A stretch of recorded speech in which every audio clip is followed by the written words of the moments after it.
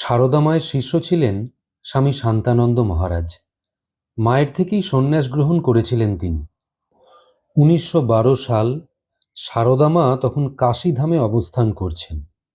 পূজনীয় মহারাজও তখন কাশীধামেই আছেন। একদিন মাকে জিজ্ঞেস করছেন, মহারাজ, কাশীতে মঠে থেকে সাধন ভজন করা ভালো না নির্জনে সাধন ভজন করা ভালো?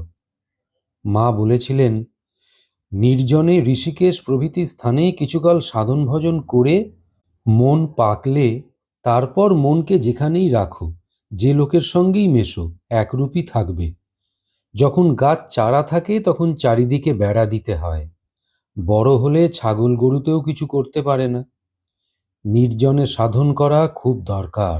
যখন মনে কোনো বিষয় উদিত হবে, জানবার ইচ্ছা হবে, তখন একাকী কেঁদে কেঁদে তার নিকট প্রার্থনা করবে। তিনি সমস্ত মনের ময়লা ও কষ্ট দূর করে দেবেন আর বুঝিয়ে দেবেন।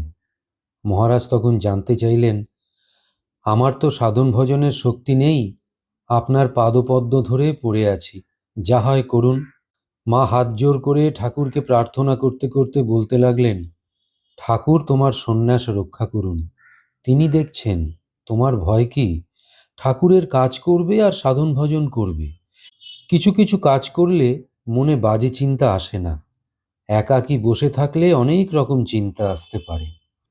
আবার একদিন এই কাশীধামেই পূজনীয় মহারাজ মাকে জিজ্ঞেস করলেন, কিরূপ ভাবে কিরূপ স্থানে গিয়ে সাধন ভজন করতে হবে?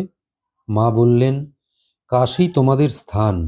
সাধন মানে তার পাদপদ্ম সর্বদা মনে রেখে তার চিন্তাতে মনকে ডুবিয়ে রাখা, তার নাম জপ করবে।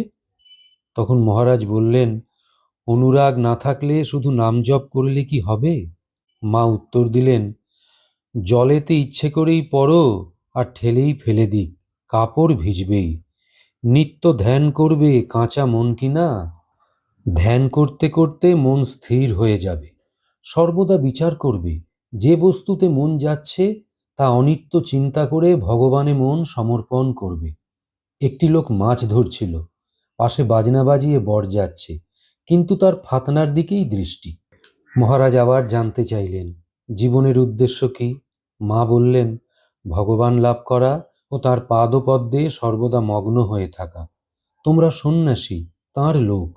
তোমাদের ইহকাল পরকাল তিনিই দেখছেন। তোমাদের ভাবনা কি? সর্বদা কি ভগবানের চিন্তা করতে পারা যায়?